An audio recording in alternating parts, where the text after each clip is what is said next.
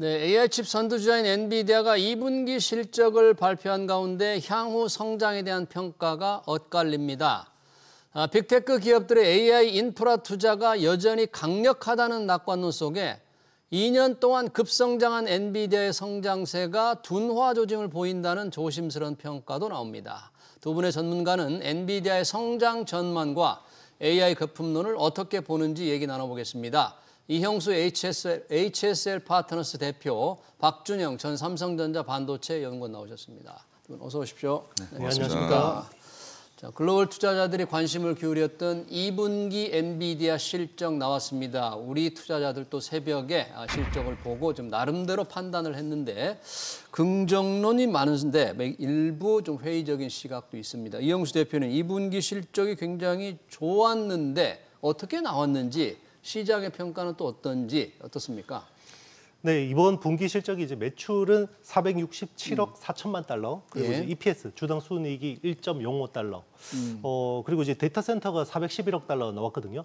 자, 이게 어느 정도 수준이냐면 거의 시장 컨센 수준입니다. 시장 컨센스, 네, 시장 컨센보다 수준. 예, 맞습니다. 조금 잘 나온 건데요. 좀 아쉽죠. 우리 그동안 엔비디아 그러면 항상 시장을 뛰어넘는 서프라이즈였습니다. 이게 이제 익숙했는데 이제 뭐 그 정점에 다온 거 아니냐 이런 이제 어떤 의문들이 있었고요. 그리고 이제 3분기 가이던스가 매출 540억 달러. 그리고 3분기 전방이. 네네. 네. 그리고 이제 이익률, 매출 총이익률을 73.5% 정도로 이제 제시를 했는데요. 네. 저는 이번 실적에서 확인할 것 3가지 정도였다고 생각합니다. 3가지 뭡니까? 일단 이제 빅테크들을 중심으로 한 이제 AI 수요, AI 캐펙스 여기에 대해서 이제 그 어떤 명확한 것들이 필요했는데 여기는 합격점 같습니다. 왜냐하면 이제 빅테크들이나 이제 이쪽 수요는 좋아요. 왜냐하면 최근에 트럼프 대통령의 감세 법안이 굉장히 큰 규모로 통과됐기 때문에 빅테크들의 EPS가 개선된 측면들이 있고요. 자, 그러면 캐시플로우가 개선이 되면 결국 또 AI 군비 경쟁을 할 수밖에 없고. 감세 법안 혜택으로 이익이 좀 늘어날 것 같으니까 맞습니다. 그 돈으로 투자를 늘린다. 그렇죠. 네. 그래서 이제 요 AI 투자 사이클이 저는 이제 그 내년에는 피크아웃 할 수도 있겠다라고 생각했는데 적어도 한 해 정도는 더 갈 수 있지 않을까라고 이제 생각하고 있고요. 또 하나 이제 우리한테 중요한 부분이 루빈이라는 이제 새로운 아키텍처인데요. 루빈, 네, 새로운 반도체 칩 엔비디아. 작년에 호퍼 기반에서 이제 블랙웰 아키텍처로 바뀌면서 굉장히 많은 진통이 있었어요. 그때 이제 뭐 발열 이슈도 있었고요. 그 어드밴스드 패키징에서 이제 코어스라고 하는 칩온, 웨이폰, 서브스트레이트에서 또 그 문제가 있어서 이게 한 분기 정도 지연이 됐어요. 출시가. 그러면서 이제 좀 이번에도 우려가 있었는데 어쨌든 코멘트 자체는 루비는 지금 걱정 없다. 충분히 잘 만들고 있다라고 해서 이제 여기도 합격점 같습니다. 계획대로 이루어진다. 네. 이제 마지막이 문제인데요. 중국향 매출에 대해서 굉장히 기대를 하고 있었어요. 시장은 이제 올해 엔비디아가 올해 이제 중국 매출에 대한 가이던스를 제시해주지 않을까라고 이제 굉장히 기대를 했는데 여기가 굉장히 실망스러웠습니다. 그래서 중국이 실망스럽다. 원래 1분기에 이제 H20이라는 중국향 반도체를 판매 중지를 하고 나서 최근에 H20에 대해서 판매 재개를 허가를 해줬거든요. 미국 정부가.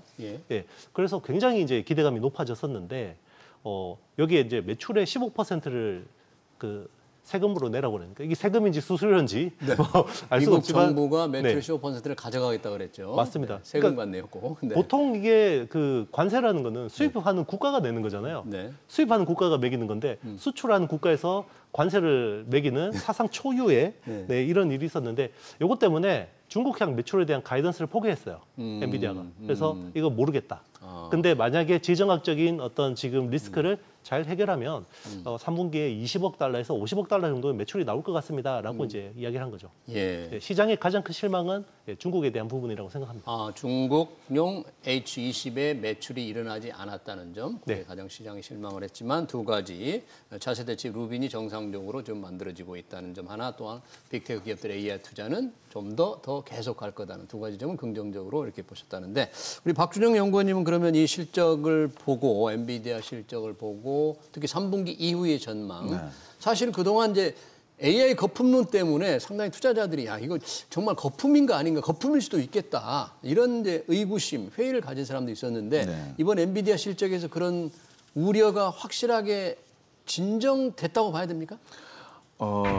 우려의 진정은 제가 봤을 때는 아직은 모른다고 봐야 될 것 같아요. 아직은 왜냐하면 그러니까 이제 이게 아까 우리 이영수 대표님 말씀하셨다시피 이 어떤 2분기의 특성인데 작년 2분기를 보시면은 가이던스 대비 100%의 실적을 더 달성을 했어요. 100%? 네, 그러니까 너무 뚫어버린 거죠. 근데 지금 2분기를 봤더니 그 전분기, 그러니까 이번에 1분기 대비해서 한 6% 늘었거든요. 근데 이제 25년 1분기는 12% 늘었어요. 그러니까 12%, 6% 이렇게 떨어졌다는 거죠. 자기 상승률 자체가. 상승률이 줄었다는 것들 때문에 약간의 이제 뭐 이 AI 없이 버블 이렇게 얘기하시는데 저는 이제 냉정하게 보자면은 AI 버블을 얘기할 게 아니라 이 AI 버블의 입장은 아시겠지만 샘 얼트만이죠. 이 사람이 오픈 AI에서 얼마 전에 GPT-5가 좀 애매하다는 평가를 받고 GPT-5의 성능이 이게 뭐 이렇게 아시겠지만 소위 추론을 100% 한다면서 다 느려져 버리는 형태. 뭐 이렇게 되면서 실제로 좀 안 될 것 같은데 이런 느낌을 좀 가졌다가 다시 뭐 말을 번복했는데 AI의 오픈 AI 같은 챗 GPT 기반의 여기에 버블인 모르겠습니다만서도 일단 기본적으로 인프라형 AI에 들어가는 엔비디아 같은 이런 반도체 회사들이 버블이라고 하는 건 아직 걱정할 때는 아닌 거라고 생각이 들긴 합니다. 아, 그래요? 네네. 걱정할 때가 아니라는 건 방금 얘기하신 빅테크들의 AI 투자 열풍이 계속된다는데 그러면 주로 그럼 빅테크 기업들을 하면 우리가 얘기하는 뭐 구글, 마이크로소프트 이런 데들인가요? 제가 이제 샘 볼트먼의 그 정확한 워딩을 뭐 샘한테 물어볼 수는 없지만 제가 이제 그런 이야기를 하게 된 맥락은 빅테크 특히나 이제 AI 관련된 빅테크 기업들의 밸류가 비싸다라고 이야기한 것 같지는 않아요. 그건 아니고. 그러면 왜 그런 이야기를 했냐면 지금 실리콘밸리를 중심으로 그 인력들의 어떤 몸값이 너무 과도하게 거품이 꼈거든요. 여기에 불을 지른 게 최근에 메타입니다. 메타가 최근에 알렉산더 왕이라든지 뭐 이런 사람들 데려오면서 연봉을 1억 달러씩 배팅을 했어요. 와, 1억 달러. 기존 받던 거에 10배거든요. 그러니까 1억 달러면 우리나라 돈으로 1,400억입니다. 연봉이? 연봉이. 그러니까 이제 그런 것들 때문에 너무 인력들을 땡겨가니까 지금 이제 그 일론 머스크의 XAI 같은 회사에서도 굉장히 많은 스카우트를 하고 있는데 거기도 연봉을 굉장히 많이 높여놓은 측면이 있고요.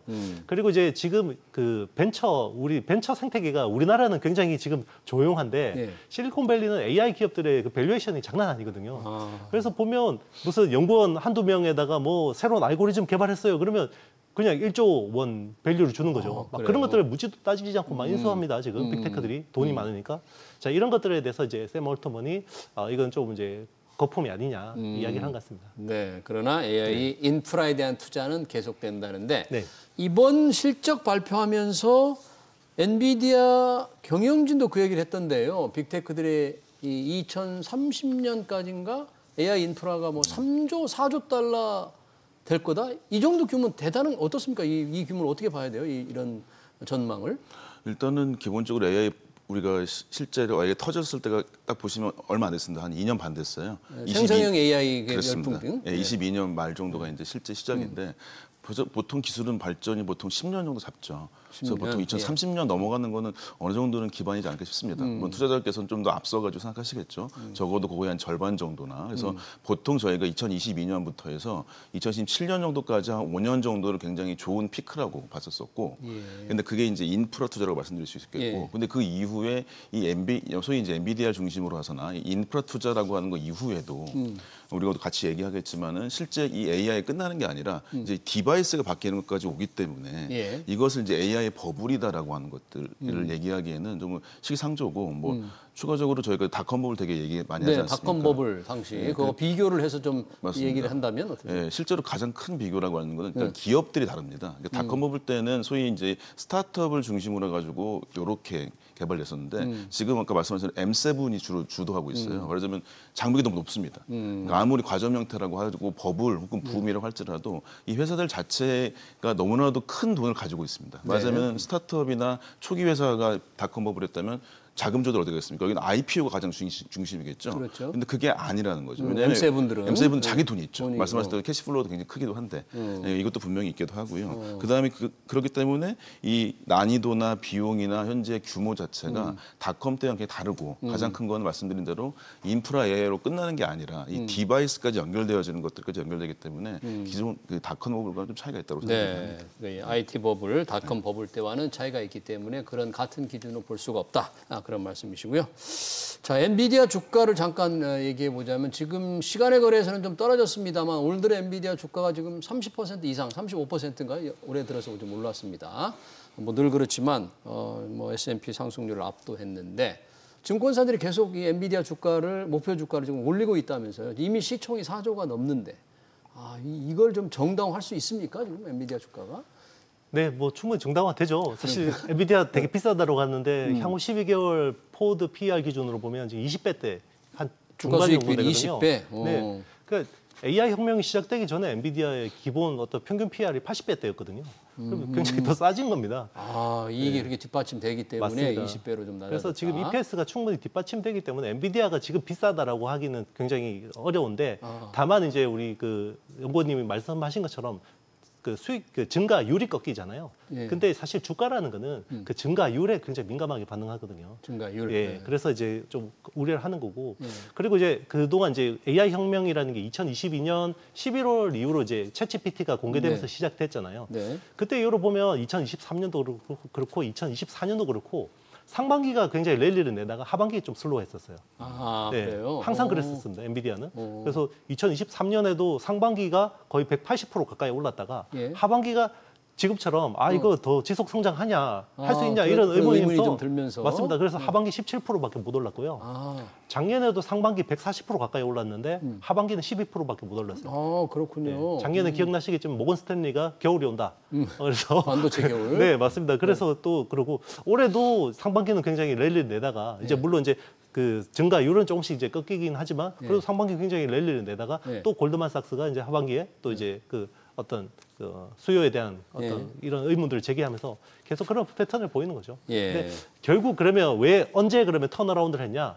항상 연말에 빅테크들이 우리가 생각한 것보다 AI 캐펙스를 더 많이 해야 될 것 같아요. 라고 하니까 수요가 더 좋구나라고 해서 또 연초에 또 랠리가 난 겁니다. 그러니까 적어도 저는 내년까지는 그런 랠리가 물론 이제 뭐 상반기에 140%씩 오르고 이런 거는 모르겠습니다만 이제 이미 모수가 너무 커져서 그렇지만 충분히 저는 업사이드가 있다고 생각합니다. 네, 그렇군요. 상반기 랠리, 하반기 조금 주춤하지만 그런 패턴이 좀 이어지고 있다 이런 얘기인데 아까 이영수 대표가 언급을 했습니다만 지금 엔비디아 실적에 조금 변수로 작용하는 게 중국 매출이잖아요. H20. 네. 이게 지금 중국에서 수입을 안 하는 겁니까? 아니면 엔비디아가 안 하는 건지 이게 어떤 상황이에요 지금? 현재 지금 아까 우리 말씀하셨듯이 트럼프가 H20에 대한 수출을 막은 거죠. 중국향 반도체에 대해서 그러니까 고품질의 반도체, AI 반도체에 대해서는 수출하지 마라 막았던 것인 거고 말씀하신 대로 7월 11일인가요? 그때 해가지고 수출 오케이. 근데 아까 말씀한 15%를 나라에 주고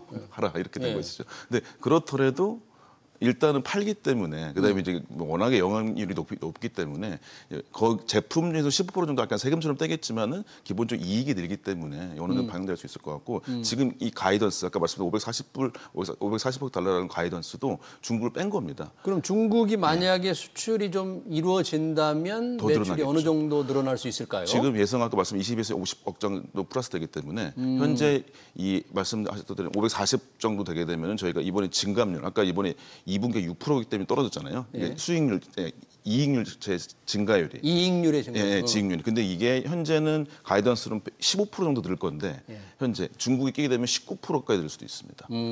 이런 것들이 현재 전망이 있기 때문에 말씀하셨다시피 어느 정도 좀 괜찮지 않을까라고 생각이 들긴 합니다. 그러네요. 그러니까 이거에 따라서 실제 이제 3분기 실적도 좀 좌우될 것 같은데 현재로서는 중국향 이 H20의 수출이 바로 이루어질지 그리고 15%를 정부가 떼겠다고 하는 거를 이게 뭐 소송으로 갈 수도 있다 이런 법적 분쟁 가능성도 이번 발표에 대해서 언급을 했던데 그런 문제로 좀 번질 수도 있나요? 충분히 가능합니다. 지금은 이게 그 사실 이 정치적인 이슈거든요. 경제적인 논리가 아니라 사실 원래 그 어떤 근본도 없는 그 매출을 판매 매출에 대해서 그 수수료를 떼겠다라는 거잖아요. 수출하는 국가가 그렇기 때문에 좀 많은 논란이 있을 수밖에 없고요. 그리고 지금 시장이 우려하는 거는 H20이라는 칩 자체 지금 있는 칩도 중요한 건데 엔비디아가 중국향 그 새로운 칩을 준비를 하고 있었어요. B30A라고 해서 H20보다 개선된 버전을 4분기에 내놓기로 했거든요. 여기에 대해서 굉장히 많은 기대를 하고 있었는데 여기가 이제 불확실해지는 거죠. 만약에 그 수출에 대해서 15%의 어떤 비용을 뗀다 그러면 중국 당국으로서도 이건 자존심 문제잖아요. 그래서 이제 거기에 대해서 불확실하게 생각하는 거고 엔비디아도 제가 보기에는 가이던스를 안 준 거는 이게 자칫 또 중국 당국의 심기를 건드릴 수도 있기 때문에 좀 그런 것도 좀 감안한 것 같습니다. 그래서 아예 가이던스를 포기한 것 같고요. 이번에도 우리 그 대통령이 그 한미 정상회담하고 이제 거기서 코멘트하면서 안미 경중은 이제 옛날 이야기다라고 했던데 여기에 대해서 굉장히 민감하게 반응하잖아요. 그런 것들을 재순항도 충분히 뭐 감안하고 있을 거라고 보고 있습니다. 정치적 기류 변화를 조금 감안하면서 이런 얘기를 좀 했을 것이다 이렇게 되죠. 자, 엔비디아 지금 반도체 실적 얘기를 하고 있는 중인데요. 엔비디아가 새로운 향후 좀 주력하는 사업 중에 하나로 로봇용 슈퍼컴퓨터를 들습니다. 제슨 칩으로 불리는데요. 로봇 사업이 다음에 획기적인 미래다. 반도체 다음으로 크다라는 게 젠슨 황의 얘기 같은데 이번에 실제 이 로봇용 슈퍼컴퓨터 실적이나 이런 거는 아직은 크지 않죠. 근데 어떻습니까? 이 전망이나 이런 거 어떻게 예상을 했나요? 네, 뭐 그래서 이제 어떤 투자자분들도 같이 보실 때 이 세부 사업부 실적에서 오토모티브를 좀 보신 분도 있긴 있어요. 그래서 그게 이제 약간 어느 정도 리니어하게 상승하고 있으나 뭐 폭발적 상승은 아닙니다. 폭발적 상승은 아니다. 아니다. 근데 그렇지만 이제 엔비디아가 하도 먼저 준비하는 회사이기 때문에 소위 이제 인프라용 AI 넘어서 이제 피지컬 AI라고 본인들은 부르시고 피지컬 이제 AI? 업계에서는 온 디바이스 AI라고 많이 부르는 소위 이제 우리가 고객들이 쓰는 현재 하나의 제품인 거죠. 우리 몸에 장착하든지 로봇이든지 이런 형태인 건데 뭐 실제로 무궁무진할 거라고 생각이 들립니다. 오늘 딱 보시기에도 뭐 자동화가 된다. 그럼 로봇이 투입되겠죠. 그럼 로봇이 1억대가 될지 10억대가 될지 알 수가 없습니다. 근데 거기에 들어가는데 거기에서 바로 이 엔비디아의 특장점은 무엇이냐? 인프라랑 같이 쓸 수 있는 소위 소프트웨어가 연결되어지는데 소프트웨어 연결되는 거 반도체처럼. 맞습니다. 근데 말하자면 인프라는 다 엔비디아 칩이에요. 근데 이제 로봇이 들어올 때 뭐 테슬라가 들어올 수도 있고 뭐 브로드컴, 구글 들어올 수 있는데 여기에 자기 일치해서 정보 연결이나 이런 거가 굉장히 좋다라고 본인들이 얘기하고 있는 것이고 이건 당연스럽게 우리가 보통 얘기 들었던 대로 2027년 정도 때 인프라가 최고 피크를 이룬 다음에 이제 어떻게 될지는 생각해봐야겠지만 온디바이스라고 할 수 있는 이 피지컬 AI는 지금이 시작입니다.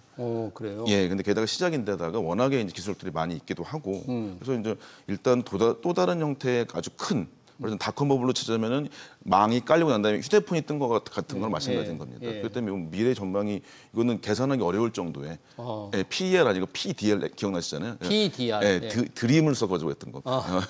드림 레이시오라고 했던 이 정도까지 꿈의 비율. 뭐 굳이 전망 아주 긍정적으로 보고 있습니다. 네, 그러니까 엔비디아가 반도체 AI 칩도 이 소프트웨어와 연계돼서 이것밖에 쓸 수 없게 되는데. 로봇에서도 만약에 엔비디아의 이 슈퍼 컴퓨터 요것만 쓸 수 있게 뭔가 이 소프트웨어가 함께 어울린다면 로봇 시장에 혹시 로봇 안 만들고도 로봇 최강자가 되는 거 아니에요? 엔비디아 이러다? 그런 꿈인가요? 충분히 가능하죠. 그러니까 이제 우리가 엔비디아는 이야기하면 이 회사 칩 회사다라고 이야기하지만 엔비디아 칩을 쓰면 이제 쿠다라는 어떤 개발 생태계 플랫폼을 쓸 수 있는 거고요. 쿠다. 여기서 소스 코드들 옛날 선배들이 쌓아놓은 족보들을 그대로 갖다 쓸 수 있는 거고.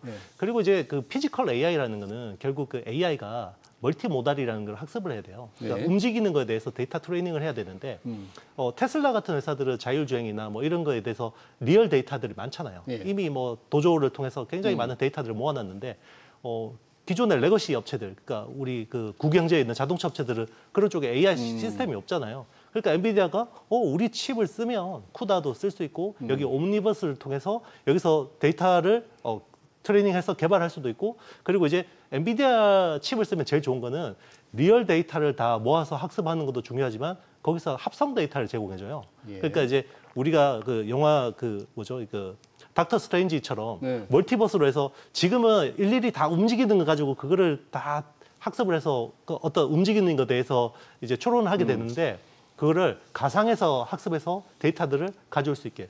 그래서 원래 당초 생각했던 것보다 엔비디아의 어떤 피지컬 AI 쪽에서 그 장악력이 훨씬 더 강해진 게 결국 이 칩을 쓰면 여기에 많은 소스들이 데이터 소스들이 쌓여 있고 데이터도 많이 있고 네. 그리고 너무 개발하기 편한 거죠. 예. 네, 그런 지금 흐름으로 가고 있는 겁니다. 네, 로봇 사업에서도 엔비디아가 이제 막대한 이익이나 매출을 창출할 수 있을지 아직은 증가율은 높지만 실제 차지하는 비중은 얼마 안 되잖아요. 네, 상당히 주목이 되네요.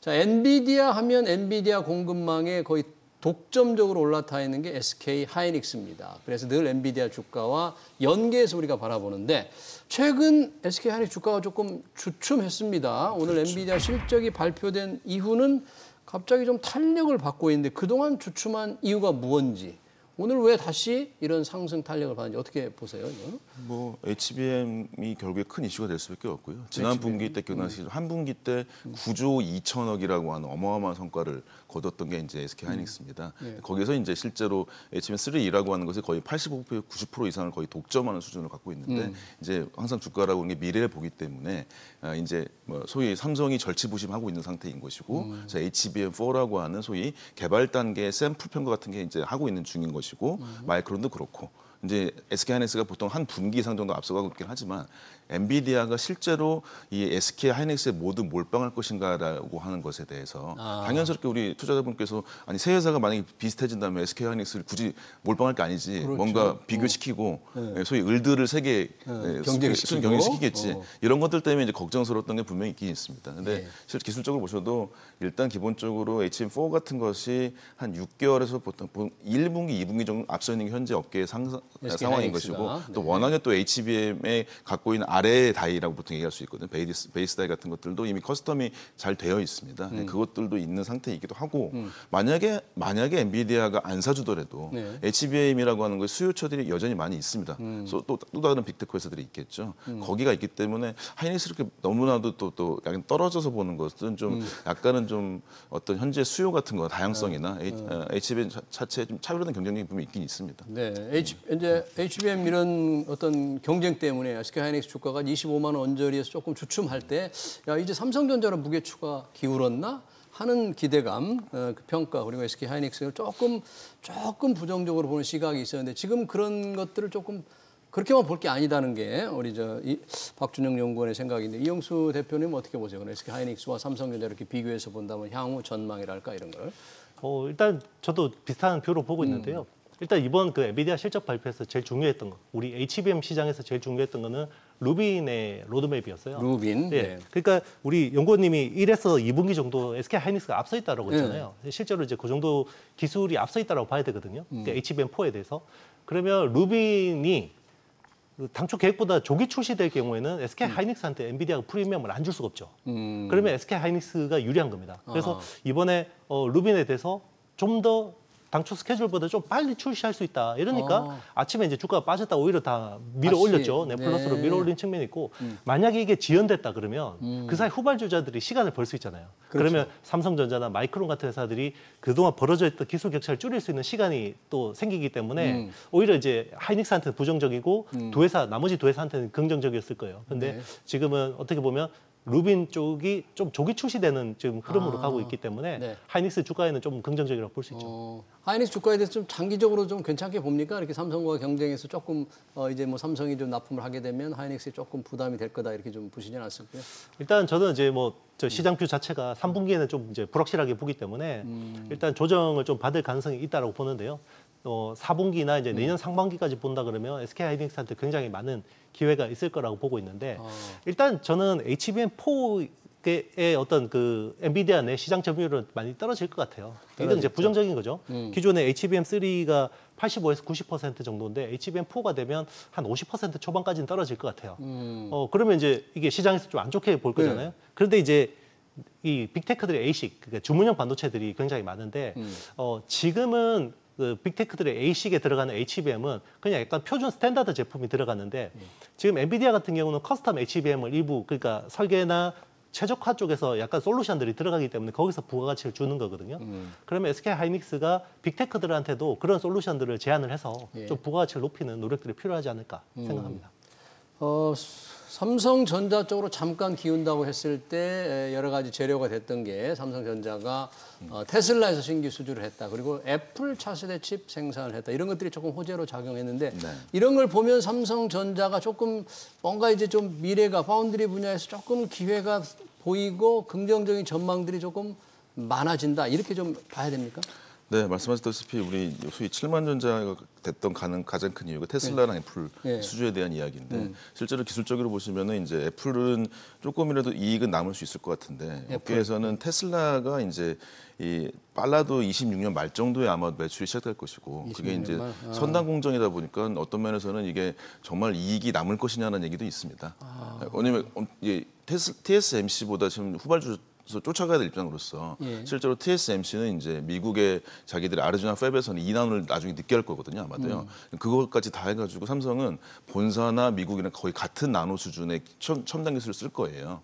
그런 것들이 오케이 됐으니까 이제 소위 삼성의 테일러 팹이 테슬라 거 할 텐데 이 2나노의 소위 뭐 좀 어려운 기술이 뭐 GA FET이라고 하는 거, 요걸 써가지고 실제 테슬라는 얼마큼 이익이 남을지 아직 잘 모릅니다. 테슬라 납품으로 인한 이익률은 아직 예상할 아직 예상할 수 없고 그래서 근데 이제 플러스 될 수 있는 거는 항상 보고 있는 게 삼성의 주로 파운드리 매출은 원래는 아시겠지만은 엑시노스 2600처럼 갤럭시 S26 같은 삼성폰에 들어가는 AP였었던 거죠.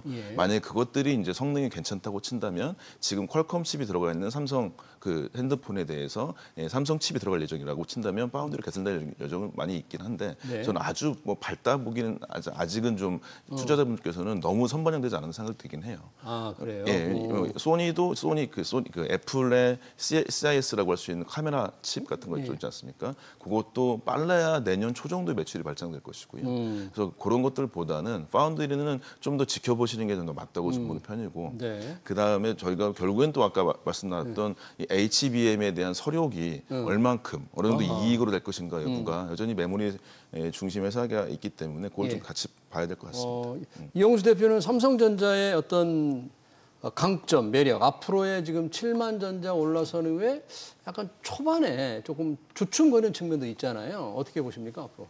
일단 그 삼성 그 파운드리가 가동률이 올라가는 건 사실이거든요. 가동률이? 네, 가동률이 올라가는데 이 올라간 가동률로 돈을 벌 수 있냐 이건 또 다른 문제입니다. 그리고 실제로 돈을 버는 걸 확인할 때쯤은 이미 주가가 많이 프라이싱 돼 있을 거고요. 그래서 지금은 모멘텀적인 측면으로 봐야 될 것 같아요. 그러니까 실제로 선단 공정 같은 경우 1분기만 해도 60%대 가동률이었는데 2분기부터는 어쨌든 엑시노스 2600이나 이런 부분들이 또 가미되면서 가동률이 70%대로 올라왔거든요. 근데 지금 분기에 2조 5천억씩 적자 내던 사업부잖아요. 파운드리. 그러니까 이제 적자를 내더라도 적자가 줄어든다 그러면 시장에서는 또 이제 좀 긍정적으로 볼 수 있고 근데 이제 이 부분으로 사실 삼성전자 주가가 움직이기에는 삼성전자라는 회사가 너무 시총이 큰 회사이기 때문에 오히려 투자의 관점으로 보면 삼성 파운드리 밸류 체인들을 보는 게 맞습니다. 그래서 오히려 거기에 있는 오삿 업체들, 뭐 두산테스나 하나마이크론 같은 회사들 좀 볼만하고 그리고 지금 이제 좀 추가 모멘텀을 또 기대할 수 있는 게 빅테크들을 또 하나만 더 추가한다 그러면 수주한다면 네, 뭐 예를 들면 마이크로소프트나 메타나 아니면 오픈 AI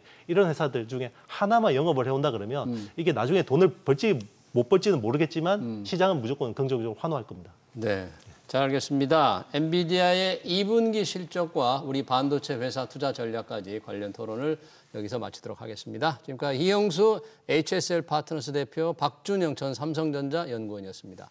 고맙습니다. 네, 감사합니다.